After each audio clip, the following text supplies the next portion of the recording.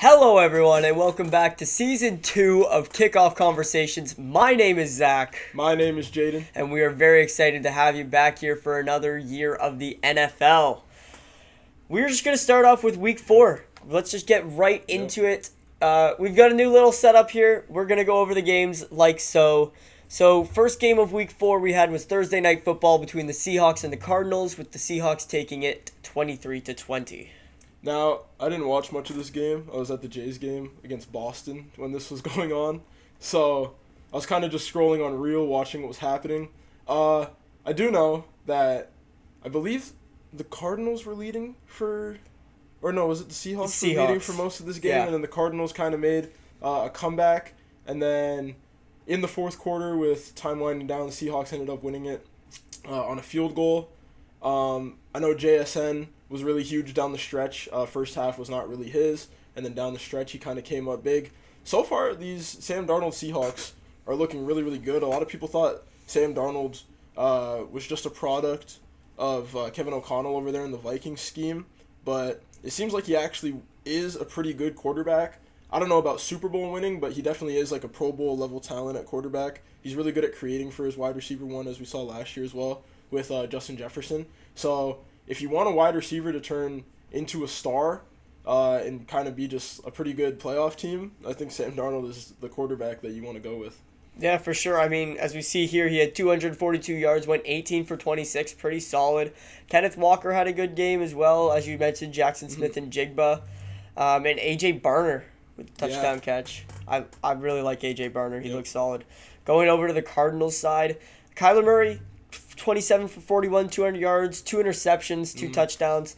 Marvin Harrison Jr. had a great touchdown catch. I don't know if you saw that one, but great for him to get kind of bounce back that way. I mean, good game on both sides. Personally, I don't think the Cardinals are really a playoff team. I think Seattle is the better team. Seattle, I think, will make a playoff push, hopefully. Honestly, that division is just really tough. 4 good teams in there. Obviously, these two. And then tonight's matchup as well with the Rams and the Niners. Just 4 really gritty, good teams who are pretty good on both sides of the ball. Unfortunately, the Cardinals are just the odd one out when it comes to these 4 teams. I think they're the least complete. I think they're the most streaky, I guess you could say, with performances like this. Like, you lose a game like this, and it kind of falls onto the shoulders of Kyler, like 41 pass attempts. Only 200 yards coming out of it, also 2 picks. I know one of them weren't his fault. But yeah, Marvin Harrison, a pretty decent bounce back. Again, second half. First half wasn't his. Second half, he kind of bounced back. I have him in both my fantasy leagues, so I monitor him pretty tightly. But good to finally see him have, an 11 average there on 6 catches, 66 yards. And then, of course, the touchdown. Caught it over top. I don't remember who it was on, if it was Witherspoon or Woolen. I'm not too sure. But... yeah, good Seahawks secondary. Got a good touchdown right there. Trey McBride, 7 grabs again. He's Kyler's favorite target. So those guys are both going to have pretty good years, I think, from now on. But it comes down to the injuries as well. Obviously, Trey Benson now going down. So, yeah, it looks like the Cardinals kind of got to work a little bit harder if they really want to stay up to pace with the other teams in their division. Yeah, for sure. Next up, we go to Ireland for the 9:30 Eastern Time start between the Minnesota Vikings and the Pittsburgh Steelers. The Steelers went up early. They went up by a lot early, and then the Vikings started a bit of a comeback near the end, but couldn't get it done, didn't have enough time. The Steelers ended up taking this one 24-21. Yeah, as I was talking about with Sam Darnold, Minnesota just has a thing for resurrecting these white ginger quarterbacks, it seems. Carson Wentz comes in, 2 picks, not great, but also 350 yards. You'll take that.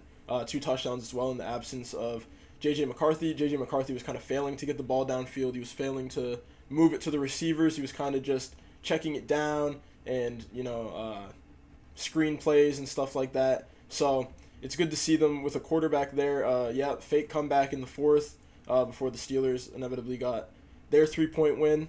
Steelers advanced 3-1.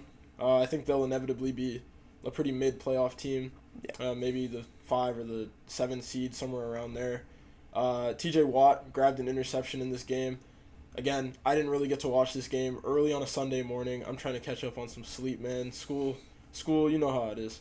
But yeah, Vikings side of the ball, if we can just scroll down there. Yeah, Justin Jefferson, 10 grabs for 126 yards. Jordan Addison, I know he had a big catch there. Blew some steam, got chased down there on what looked like a wide open touchdown. But yeah, the Vikings offense looks pretty good. I think the defensive side just needs to pick it up a little bit. But yeah, they lost Cam Bynum in the offseason, so that's got to be a big blow to the secondary there. But it's still pretty early. We're only a quarter way through the season, and I've seen teams come back, win 4 or 5 games towards the end of the year and then sneak into the playoffs. So Yeah, for sure. And on the Steelers side, Rodgers was 18 for 22. DK Metcalf had a really long touchdown. I believe it was 70-some yards. That was obviously an electric play.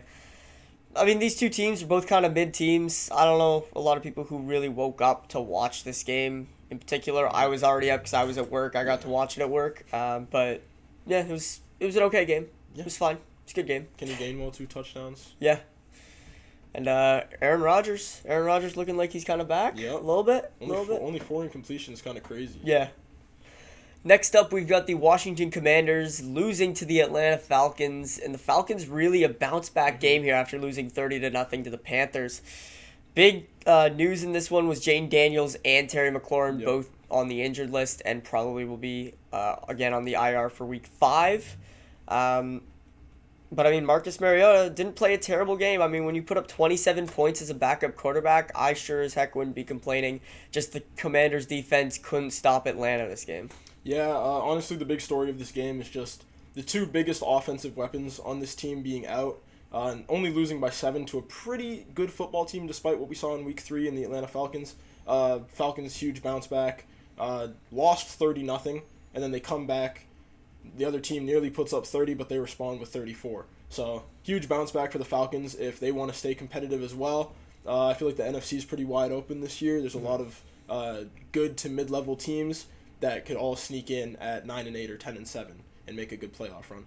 Bijan Robinson, Tyler Algier, they split there. They both get a touchdown. Michael Penix had a pretty solid game as well. 20 completions for 313 yards. 2 touchdowns, of course, the interception.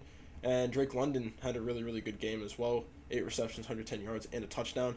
I'm looking for him to be pretty premier here if the Falcons want to be anything, because that's kind of one of the biggest things that you need to be a competitive team is a great wide receiver one. Yeah, for sure. And then, of course, you got to mention Kyle Pitts getting in the end zone as well. Finally. Big name, Kyle Pitts, of course. Next up, a big shocker in the league, maybe the upset of the week. The New York Giants beating the Los Angeles Chargers 21-18. Jackson Dart might just be stealing Justin Herbert's girl. I don't know, man. Jackson Dart had an okay, not fantastic, but an okay debut. Went 13 for 20. I didn't even know that Russell Wilson went in there for a pass, but apparently he completed a pass for 8 yards. Malik Neighbors, the big story in this game was him tearing his ACL and being out for the rest of the season. But Cam Scatterbo was able to put up 79 yards on 25 carries. That's crazy. Yeah, his work rate is definitely going to be up with Jackson Dart behind that offensive line now, just because I think they kind of want to ease him in, seeing as the Giants aren't really a great football team on the offensive side. On the defensive side, though, we saw they're pretty damn good at football. Have a lot of good names over there, obviously, Kayvon Thibodeau, Bobby Okereke, he's also really good. Dexter Lawrence, of course, Sexy Dexy, Javon Holland. You know, you look at this list, it's a bunch of just Pro Bowl names on the defensive side. But yeah, on offense, now missing Malik Neighbors, really I'm not expecting too much from this Giants team. But Jackson Dart looks pretty good, 2 total touchdowns there. Scrambled a lot. They had a lot of rushes this game. I'm just noticing this now. 42 total rushes to only 21 passes thrown. So this might become the new identity of the Giants offense. As a Browns fan, I saw this kind of happen with the Browns back in the day. Baker Mayfield didn't pass as much, and it was kind of just hand the ball off to Nick Chubb and just let good things happen. So yeah, and then kind of going over to the Chargers side, Herbert with 2 interceptions kind of cost them the game there. They had a chance late in the game to come back, and they just weren't able to get it done. Amari Hampton, 128 yards on the ground with only 12 carries. Pretty solid for him. Herbert, 1 run for 24 yards. And Quentin Johnson, once again, kind of proving the haters wrong. I mean, he's been great so far this season. He had 98 yards on 8 receptions today with a touchdown. Yeah, man. It looks like he's finally becoming that wide receiver that the Chargers drafted in the first round a few years ago. They have a great wide receiver core. You can see there Quentin Johnson, Keenan Allen, and then Ladd McConkey, who didn't have a great game. Only caught one pass. I think he had about 7 or 8 targets, only caught one. But yeah, Keenan Allen has also looked pretty good. A bit of a career resurgence after a down year with the Bears. Up until this week, he had a touchdown in every single game.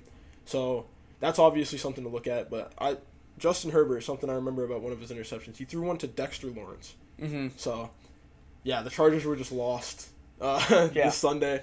But I'm expecting them to bounce back next week. For sure. Next up, we've got probably the most boring game of the week that I don't think anyone really put on their TV just single-handedly. Maybe you saw it on Red Zone, but the Titans losing to the Texans 26-0. Yeah, I saw a post on Instagram that was like they should flex this game to 4 a.m. because nobody's going to be watching it. And I think that probably checks out. Cam Ward, the rookie out of Miami, not a great start to his NFL career, but what are you supposed to do behind that Titans O-line, really? 1 interception here, no touchdowns. He only has 2 touchdowns thrown, and I believe they're both to A.O. Maynor, who has been his target of choice. Nobody really sticks out on this offense unless you're going to talk about it negatively, and I don't really want to speak negative, so I'm not going to do that. Yeah, I mean, the leading receiver was Tony Pollard, their running back. I mean, that's just shows that he's just checking the ball down very consistently. Yeah. The Texans only had a 6-point lead. It was only 6-0 going into the fourth quarter, and then I don't know what happened, but the Texans offense decided to wake up. C.J. Stroud actually on paper looked like he had a really, really good game. 22 for 28, 233 passing yards and a touchdown. Jaquavius Marks had a touchdown, as well as Jaden Higgins. I don't know. I didn't really watch this game, so I don't know really much to say about it. Didn't look like it was very entertaining, though. No, I can't see anybody really sitting down and enjoying this. 20 points in the fourth quarter. That was probably pretty cool if you're a Texans fan.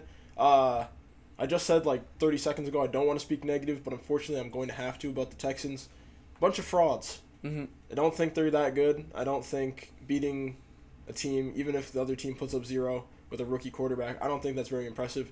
Defense is solid, but the offense just isn't going to get it done for you. With C.J. Stroud loving to throw checkdowns. The running back room is not great, but I don't know. Well, I guess only time will tell. Next, we've got the fraudulent 4-0 Eagles beating the Tampa Bay Buccaneers. I mean, Jalen Hurts didn't even have a single passing yard in the second half. I don't know how in the world Philadelphia managed to win this game. So as you can tell, Zach's still not over the Super Bowl. But, yeah, no, I'm going to have to agree with him. Unbiased, I'm going to have to agree with him. The Eagles, they should not be 4-0. They really shouldn't be. And I know it just sounds like we're crying, but their last 2 games, it looks like they should not have won these games. Against the Rams, they came back, blocked field goal, and then they ended up winning the game. And then right here against Tampa, only 7 points in the whole second half. Baker Mayfield did his best to try and lead the charge there for a comeback. But unfortunately, the Eagles are just inevitable. It's like how the Chiefs were in the early 2020s. I think the Eagles are about to be that for the back end now. No matter who they lose, no matter what it looks like, they're just going to find some way to win. Yeah, I don't know how Brandon Mann managed minus 34 rushing yards on 1 carry. That's crazy. But Dallas Goedert with 2 touchdowns. Devonta Smith was kind of in there. Yeah. And again, A.J. Brown only 2 receptions for 7 yards, and we've been seeing him on Twitter. He's been posting his thoughts. Looks like he's almost done being an Eagle. Over to the Bucs side, Baker Mayfield had a solid game, 289 passing yards, a touchdown, 2 touchdowns and an interception. Bucky Irving actually got injured this game. I believe he's going to miss week 5 with a ankle sprain. Did he had 102 receiving yards, which I didn't even know about, but all right, go off, Bucky. Yeah. And Emeka Mbuka, again, another fantastic game. He's been great. He's been a very solid draft pick for the Bucs. And well, I mean, the Bucs played a good game. It looked like they just couldn't beat the big bad Eagles. If they literally would have just scored a singular touchdown in the first half, they win this game. But the Eagles' defense came in hot. Buccaneers couldn't get anything going. Baker turned up in the second half, as he always does, but it just wasn't enough, unfortunately. Buccaneers still look like a great team, though. Yeah. 4 good games, 3 good wins, 1, I don't know if there's such thing as a good loss, but I'll say 1 good loss. Yeah. You don't have to hang your head on it. You can kind of walk away happy and say, we almost did it. Yeah. Next up, we've got the New England Patriots beating up on the Carolina Panthers 42-13. After the Panthers just won by 30 last week, they end up losing by 29 this week. Bryce Young, not a great game. Andy Dalton comes in and passes for about a fifth amount of the passing attempts and performs almost the same. Chuba Hubbard mid-game. McMillan's been very good as a rookie for this team. Yeah, I don't have much to say about Carolina. Strange to see kind of snaps being split there between 3 running backs. They do have 3 pretty solid running backs there with Hubbard, Etienne, and Rico Dowdle. But strange to see them being split. Maybe it's because of the blowout. I don't know. I don't watch many Panthers games. I don't really keep up with many of their players aside from Hubbard. But, yeah, Ted McMillan's looking pretty good. T-Mac, he's definitely going to be something in this league. It's almost just about Bryce Young tapping into his potential. Going over to the Patriots side, I mean, Drake May didn't even have a fantastic game. Stephon Diggs, their new offseason acquisition, 100 yards through the air. I honestly don't know how they put up 42 points with these kind of stat lines, but I guess Carolina must have fumbled a lot or something. I don't really know a lot of people that watch this game. There are more exciting games like the Philly-Bucks game. Yeah, Drake May, pretty solid. 14, only 3 incompletions. That's pretty good. Didn't really have to throw much, though. Antonio Gibson, I believe he had a return touchdown. Trevion Henderson there scores a touchdown as well. I know a lot of people are big on him. And Judkins out of Ohio State, the 2-headed dragon there. And then, of course, Ramondre Stevenson stealing most of Henderson's snaps and not scoring. But, yeah, Stephon Diggs, 100 yards. So it's pretty good to see out of your biggest offseason signing. Hoping that him and Drake May can kind of stay on the same page now after Diggs didn't have a great first couple weeks there. Next up, we've got the Buffalo Bills beating the New Orleans Saints, and I mean, I think everyone saw this coming. A lot closer than people thought. The spread was at 16.5. So Buffalo only winning by 12. I mean, a bit of a surprise there. This game was close a lot of the way through. People were saying around halftime, is this a trap game for Buffalo? As it was only 14-10 at the half, but Buffalo ended up putting on a few more, ended up winning by 12. Yep. Spencer Rattler didn't have a bad game. Spencer Rattler actually looked really good watching this game. He had 6 rushes for 49 yards and 126 yards through the air. He looked okay. I mean, I feel like Spencer Rattler gets a lot of unnecessary hate just because last year he wasn't very good. But, I feel like we forget this dude was a highly touted prospect coming out of high school. And even going into college and playing pretty well in college. A lot of teams were pretty high on this guy until college just didn't really pan out for him. But he ended up now as a starting quarterback in the NFL. Doesn't look terrible. Honestly, doesn't look terrible. So I feel like we got to put some respect on his name. Saints don't have a great offense around him. Don't have a great offensive line around him. So you can only do so much as a QB. But yeah, shout out Spencer Rattler. And I feel like this game could have been a lot closer if Chris Olave didn't throw an interception. I just realized that now. I didn't even see that. I feel like I would have seen that on social media or something, but apparently he threw an interception. That could have made this game a lot closer, made it a 26-31 game if they had scored a touchdown on that one drive. But yeah, going over to Buffalo's side, I mean, Josh Allen is going to be Josh Allen. Not a very Josh Allen-esque game, only 209 passing yards, but he did have 45 yards on the ground, including a rushing touchdown. And then James Cook, I mean, he's been incredible all year, 117 yards again. Leading receiver for the Bills being Khalil Shakir and Keon Coleman behind him. I mean, yeah, Buffalo just continues their success. They're 4-0 this year. I feel like they have they have potential to go undefeated this year looking at their schedule. But, there's always going to be that one game that you'll just drop randomly. Maybe the one to the Browns. Yeah, could be. Or it couldn't be. Yeah. And it probably won't be, but probably not. I always have hope for my guys. But, yeah, Bills' offense looks really, really good this year. James Cook really tapped into his potential now. He's looking like the best running back out of that 22 class now for sure. 22 carries, so they trust him with the ball, of course. 117 yards and the touchdown. And then I believe he did a little bit on the receiving side, if I'm not wrong. Yeah, 3 catches there for 18 yards, so that's pretty solid out of a primary running back. Mm-hmm. But yeah, Bills' offense looks really good. They're definitely the team to beat right now in the league, I'd say. Yeah, for sure. Next up, we've got the Detroit Lions beating the Cleveland Browns 34-10. Jaden, your thoughts? Honestly, I didn't watch much of this game, which is crazy because I usually watch a lot of the Browns game. I was over doing commentary for some basketball in Scarborough, so again, just a lot of reel checking for me, but turned on the game for a little bit during the intermissions, and what I did notice that stuck out to me is that Joe Flacco is washed. That's the main thing that stuck out to me. He threw a ball to the sideline.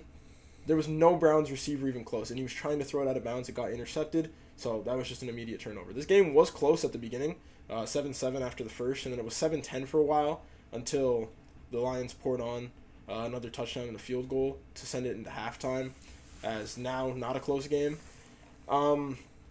Yeah, Judkins looks really good. I'm excited about all of our rookies, to be honest with you.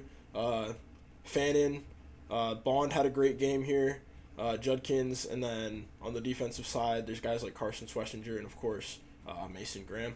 So, yeah, not much to say. Nobody really had a standout game for us, but, yeah, Lions look scary.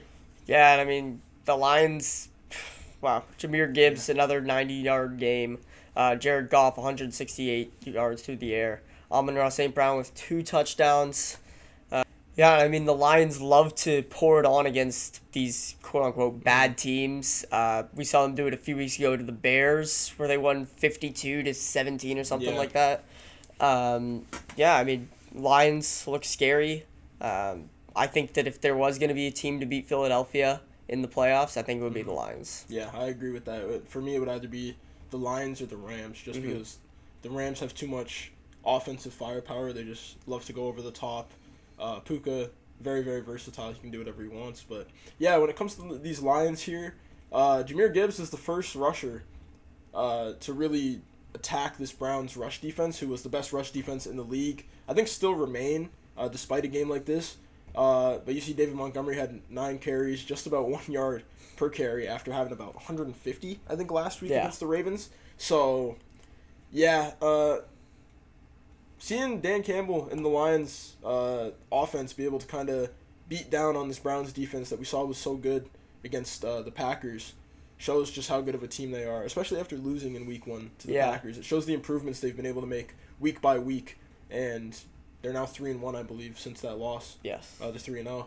So, yeah, Lions look like a great team. Probably going to get back to the playoffs. Yeah. Yep. Next up, we've got the Jacksonville Jaguars beating the San Francisco 49ers. I didn't pay a lot of attention to this game. This was at the same time that my Chiefs were playing Baltimore. So, I mean, Trevor Lawrence looks like he had an okay day. 21 for 31, 174. Travis Etienne with 124 yards on the ground. Travis Hunter, 3 yards, 42 receptions. He's obviously talked about a lot in this league.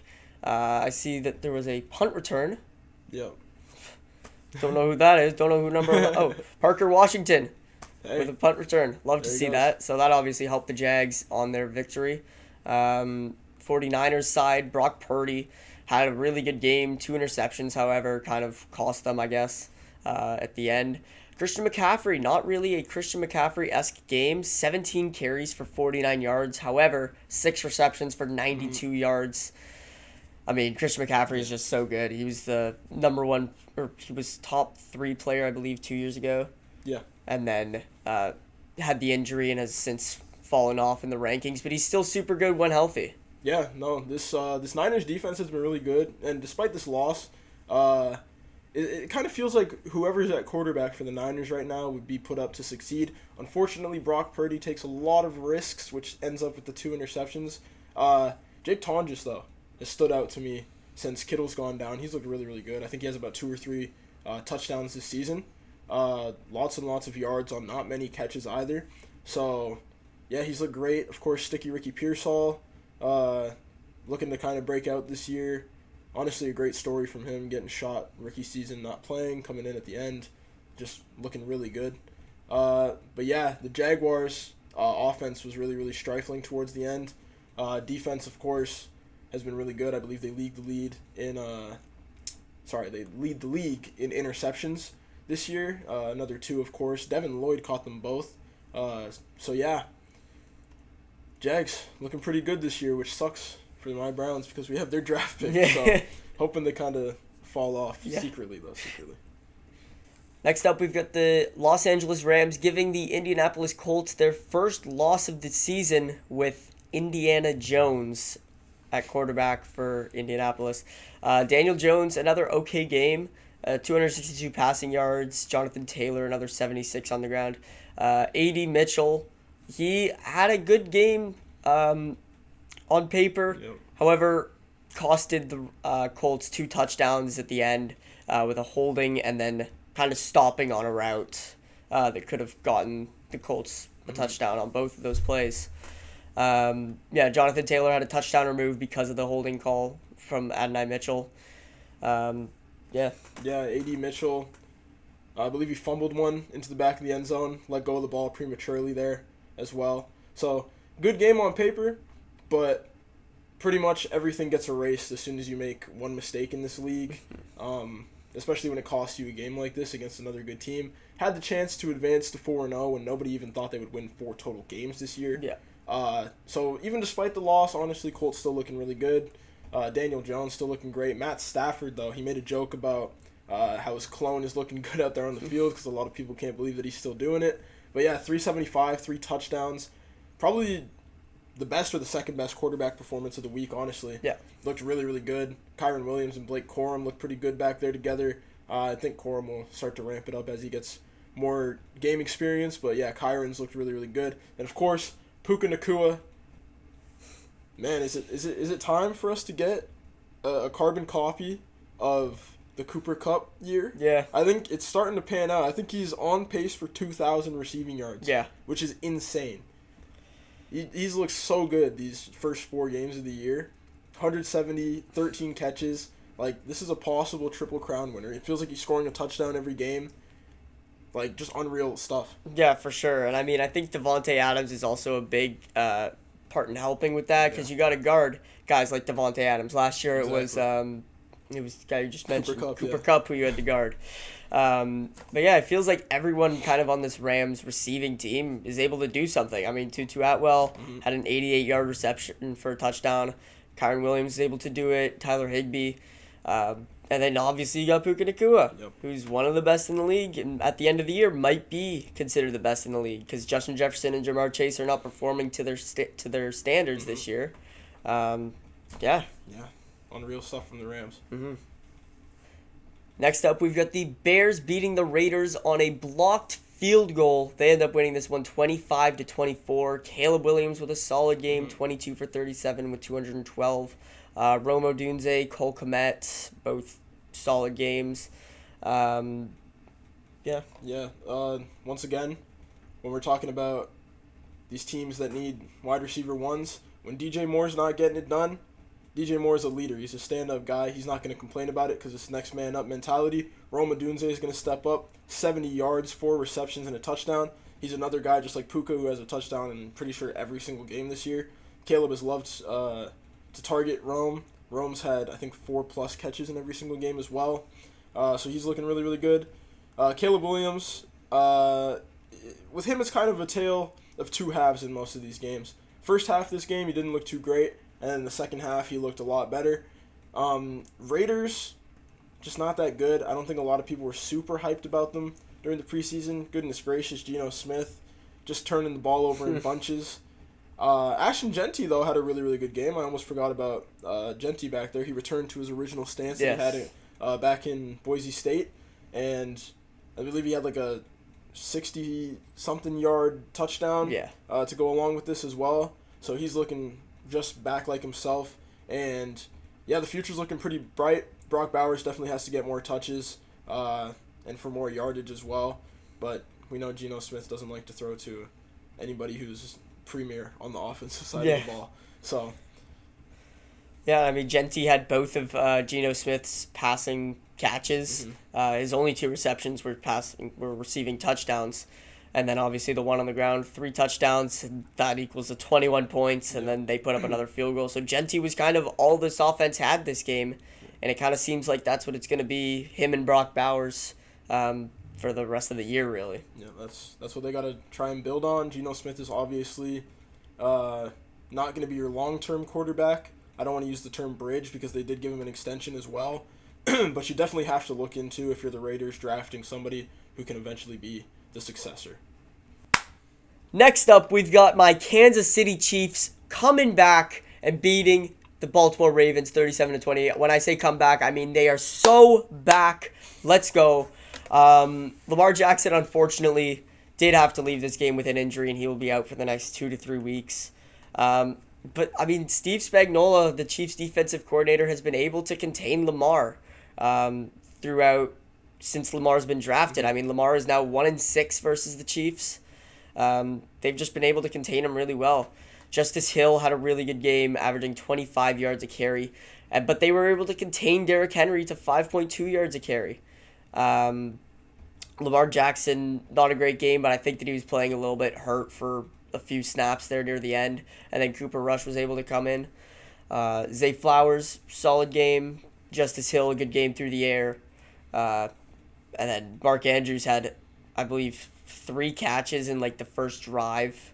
And then, I don't know, he was okay. Yeah. I mean, this is just what you expect out of the Chiefs, honestly. They had a rough first 2 games. 2 games that could have gone either way, but unfortunately, you'd flip the coin. It just doesn't go their way. But I believe it's officially time to say what we have to say every year. I think the Chiefs are back now. Patrick Mahomes looked incredible. This is the best that he's looked in the past 2 years. Honestly, this game, going against not a great defense. Honestly, the Ravens' defense has kind of fallen off with injuries, with people regressing. But 4 air touchdowns, that's nothing to hang your head on. I believe they were all to different receivers as well. Mm-hmm. I know Juju had one. Yeah, you can see there now. Pacheco had a catch. Tyquan Thornton. A lot of threats on this Chiefs team. They're maybe not, high-end names, but there's a lot of threats on this team. Xavier Worthy's back. 5 catches, 83 yards. Travis Kelce looked kind of better than he has. But yeah. Yeah, I think Xavier Worthy coming back is the sole reason why we were able to put up 37 points this game. I mean, when you have him, Travis Kelce, Hollywood Brown, and then Tyquan Thornton, who's really filled in for Worthy the past few weeks. Now you got to worry about all those guys. You don't have enough defenders, really, to guard all those guys. And Worthy had, I believe, 117 yards total or something like that. What's the math there? I don't know, 121 yards. I'm just so happy that this Chiefs offense is looking like they have looked in years past. It's sticking out to me. Just, I don't know, I didn't count it up, but let's just count right now. 1, 2, 3, 4, 5, 6, 7, 8, 9 different receivers caught a pass. Yeah. So when you can do that, yeah. That's what Mahomes does. Mahomes spreads the ball better than anyone, I think. It's incredible versatility, honestly. Mahomes very unselfish, pretty humble team, I'd say, despite what you might see on the field from certain guys like Travis Kelce. But they're willing to spread it around. Nobody has to have 10 catches in order for them to put up 37. So, yeah, honestly, really good showing. Ravens might be trouble in paradise, especially with Lamar going down, but time will tell. Next up, we've got the first tie since the 2021 season between the Green Bay Packers and the Dallas Cowboys, tying at 40, and this is something that I just hate. I cannot stand soccer because of ties, and it can end in a 0-0 draw, as they call it. There should never be ties in the NFL. I don't know. You go to second overtime. I know that players are worried about getting injured and their health and whatnot. But, I mean, come on. This was just a fantastic game, and for everyone to kind of be like, oh, just ended in a tie. Nobody won, nobody lost. Nobody's really feeling great about this game. I mean, Jordan Love had a fantastic game. 337 yards, 3 touchdowns. Had a bit of a sketchy play near the end where he threw the ball with 1 second left, and that they ended up getting the game-tying field goal in overtime. I mean, Josh Jacobs, another great game. He's been fantastic to that offense the last 2 years. Romeo Dobbs, 3 touchdowns right there with the hat trick. All of them that were thrown by Jordan Love were straight to Romeo Dobbs. So it's good to see him getting back and looking like a pretty good target again. Matthew Golden had his best game in the league yet. 5 catches, 58 yards. That's good. I have him on my dynasty team, so definitely going to need him to be great. Josh Jacobs, again, another guy I have on my fantasy team. 157 yards there with the 2 touchdowns. You'll take that any day of the week. But, yeah, kind of like Zach was saying, like, play until you have a winner. I don't really understand. Like, you adapted the rules for the playoffs in favor of the Bills so that, each team gets a chance with the ball and you guys have to score whatever. But, like, I don't feel like it's enough to change playoff rules and then have the regular season be so loose and just whatever happens. Like, you can end in a tie. Like, this was probably going to be game of the year, if not for the tie. Funny, Cowboys end up in 2 of the early game of the year contenders. Of course, still belongs to Cowboys versus Giants, their overtime game that actually had a result. But, yeah, Cowboys, Dak Prescott looking really good, looking like an early MVP candidate. A lot of people obviously hate on Dak because of some poor decision-making and the fact that he wears the star on his chest. But he's a great player nonetheless. 3 touchdowns in this game. Javonte Williams, the former Bronco, looking like a great player as well. I think he scored a touchdown every game, maybe missed one. But, yeah, he's looked really, really good rushing the ball. And then, of course, George Pickens in the absence of CeeDee Lamb. I don't want to talk too highly on a former Steeler, but hats off to George Pickens. Great game, 134 yards, 2 touchdowns. As well as, I don't remember if it was a touchdown or not, but he had a great grab along the sideline, and there was mic'd up footage of CeeDee Lamb being like, watch this, he's going to catch the ball. Yeah. So, great game sense from him, and then a great catch by George Pickens, but terrible result. For sure. NFL, get rid of the ties. Need to get rid of them. Next up, we've got the first of the 2 Monday night games where the New York Jets went into Miami and lost 27-21. The Jets have now put up 90 points on the year and are 0-4. Yeah. The Chargers have put up 88 and are 3-1. I mean, I feel kind of bad for the Jets, but they're obviously just not getting it done. Their defense is not getting it done. Yeah, I mean, they've been pretty solid on the offensive side of the ball, despite the one game against Buffalo, where they couldn't get anything going, but that's Buffalo, so you can't really worry about it too much. Justin Fields had another great game, 81 yards on the ground and then 226 in the air, good for about 307, I believe, there. 2 touchdowns as well. I want to send prayers out to Braylon Allen, tore his ACL or MCL, I forget which one, but either way, terrible injury. He's expected to be out for at least a month. I believe that's what it was. And then Garrett Wilson had a great game as well. Mason Taylor I'm not too familiar with, but he had a good game there as well. But yeah. And then going to the Dolphins side, prayers up for Tyreek Hill, who might have just played his last game in the NFL. Almost looked relieved coming off the sideline. I don't want to say that's what it was, but he looked almost joyous coming off the sideline after that injury. Definitely a weird reaction. But yeah, tore his ACL. Will not return this year. We'll see if he comes back next year or in a few years to play for Miami again or another team. He was having a really good game. The injury happened in the 3rd quarter, I believe, so there was still plenty of time left for him to put up more yards and whatnot. Tua actually played a really, really good game. He actually rushed. I know that one of these rushes, he looked like he was going to go head first, but he slid. Yeah. And I was really, really proud of him for that. And my friend who I was talking to at the time, who's a Dolphins fan, he yelled, "Not again, Tua!" So he was very happy that Tua slid. I was very happy that Tua slid. He's learning. He's learning as he goes. Bizarre post-game interview, though. I don't know if you saw it or not. But he was like, shout out to the Lord for keeping us healthy for the most part. A strange comment to make. Yeah. Definitely not all there in the head. But, yeah, as you said, just prayers to Tyreek. Jalen Waddle's going to have a lot of weight on his shoulder. Darren Waller, the rapper turned NFL player. 2 touchdowns in his first game back. Crazy. Yeah, unreal, honestly. He caught the first one. And the second. And then, the second one as well. And the NFL has been posting since that highlight packages with this song in the back. So he's a genius marketer, truly. Yeah. Alrighty, and last but not least, for the Week 4 games, we've got the Denver Broncos beating the Cincinnati Bengals 28-3. The Bengals actually scored first in this game, put up a field goal, and then the Broncos scored 28 unanswered.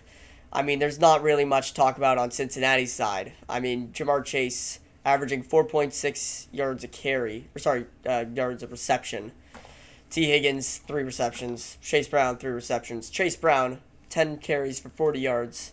Do you have anything to say about this Bengals offense? Barely. Yeah. It's not even worth talking about, really. Like, Jake Browning's just not the QB. If you want to win games, and if you want to be competitive while you still have Jamar Chase before he inevitably throws a tantrum, because it's possible that Joe Burrow comes back and he's not the same. It's possible that Joe Burrow, I don't want to say it's possible he retires, but, you know, the realm of possibilities open. Mm-hmm. But, yeah, just no good over there. And then we come over to the Broncos and you just see the mirroring. I believe this is the first 100-yard rusher for Sean Payton since, God, I forget when. But they were talking about it like all week, and then I knew it was going to happen. J.K. Dobbins puts up 101. R.J. Harvey, the rookie, with 58 there. Got a lot more snaps because of the score. Bo Nix, great game. 326 yards, 2 touchdowns. Looks like a veteran in the NFL. Yeah. Obviously a bit of a longer college career, and it seems to have helped out. Yeah, for sure.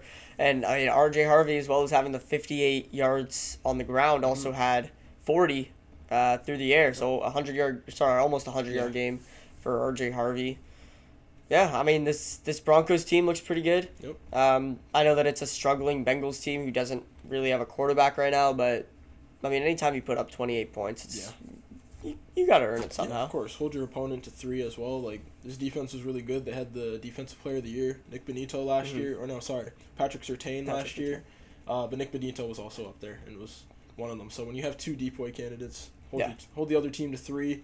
And they have premier wide receivers as well. They just gave the bank to those wide receivers.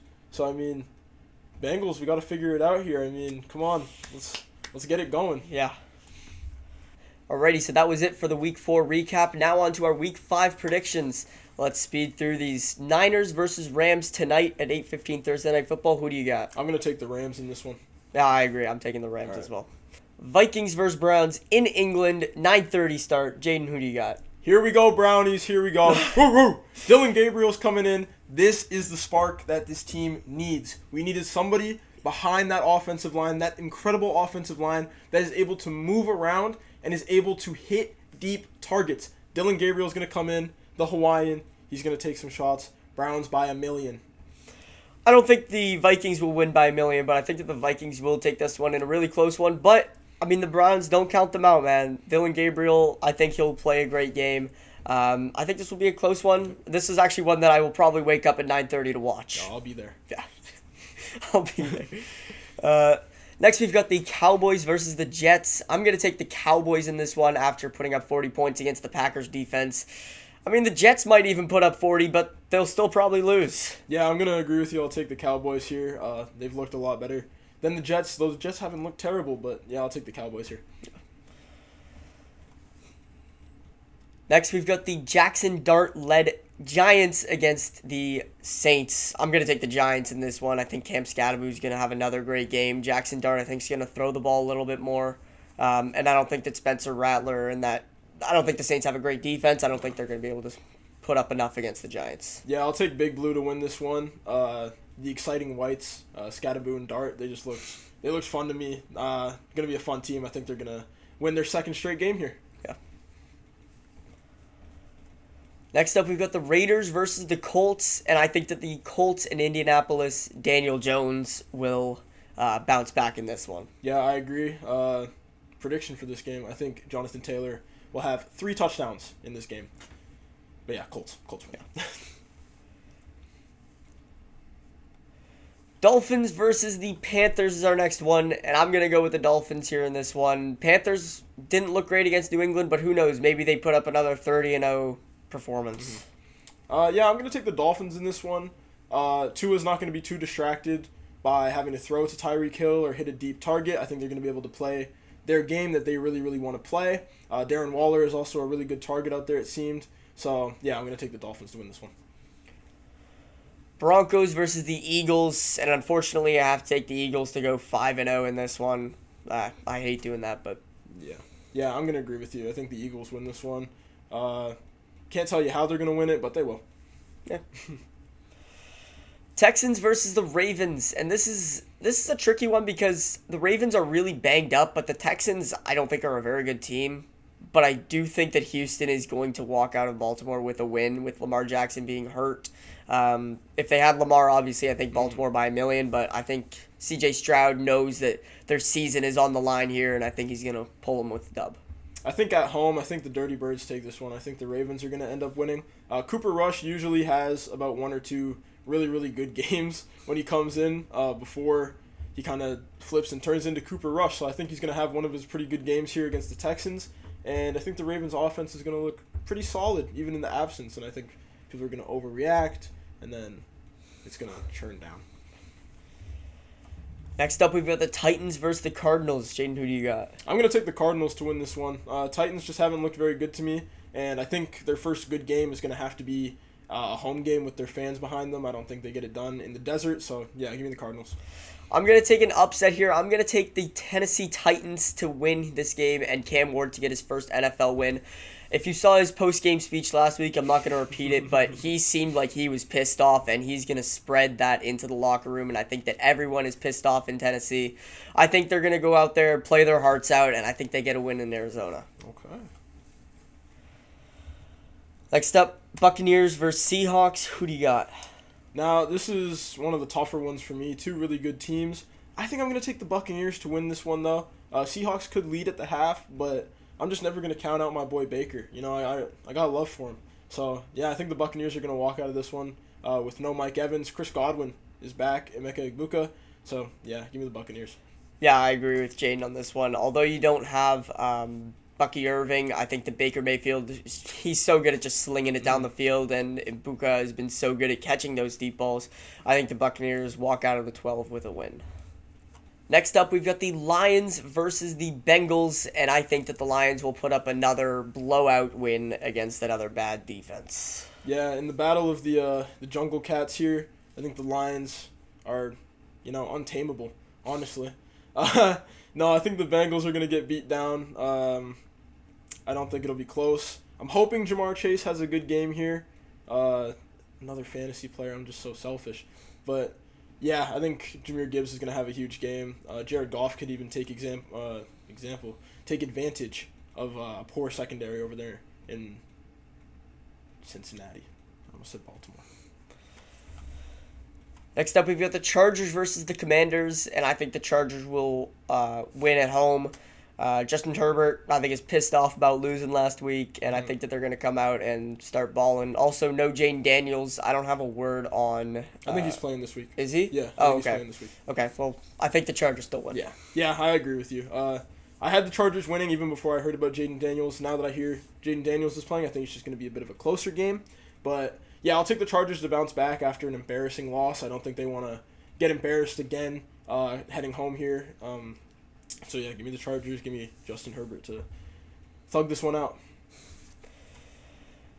Next up, Sunday Night Football, a AFC East divisional matchup between the Patriots and the Bills. I'm going to take the Bills here to go to start 5-0. This will be a close game, though. I think this will be a 3-4 point game. Patriots will stay in it for most of it, I think. Drake May's been actually really good this year. Yeah, I think the Bills win it, though, at home. Yeah, I'm going to agree the Bills are going to win, but I'm also going to agree it's going to be a close game. One of my undocumented preseason takes was that the Patriots were going to be a great team. Like, just looking at the schedule, looking at the offensive weapons they have now, and then just Drake May obviously taking that step up towards the end of the year. He's looked really, really good at the beginning of the year. But yeah, I'm going to take the Bills to win this one and another close one. It's going to be a great battle of two great QBs, and I'm personally going to try and watch this one. Hopefully it doesn't conflict too much with postseason baseball. Yeah. And last but not least, we've got Monday Night Football featuring the Chiefs going into Jacksonville. And I'm gonna take the Chiefs, obviously. This will be a close game. Jacksonville has looked really good, especially on defense. But I think the Chiefs will still come out of Jacksonville with a win. Yeah, I'm going to agree with you here, Zach. I'm going to take the Chiefs to win. I think the Jaguars could produce some turnovers, but I don't see why the Chiefs would be shaken up by that. The Chiefs are a star-studded team. They're a team that have been through everything, so I feel like this young Jaguars team might just get shot out of a cannon here against the Chiefs. Hopefully. So, yeah. So, yeah, I'll take the Chiefs to win this one. And that is going to do it for our first episode of Season 2 of Kickoff Conversation. Thank you so much for joining us once again. Jaden, any final thoughts for you? Yeah, been a really good NFL season so far. We hope you guys will stick with us through the grind. Sorry we missed the first 3 weeks. It's been really, really busy, both of us. But, yeah, we'll be here with you guys now hopefully every single week to cover games. And, yeah, drop some comments, talk to us, let us know how you guys are feeling. And, yeah, thank you guys for tuning in. Thank you very much. See ya.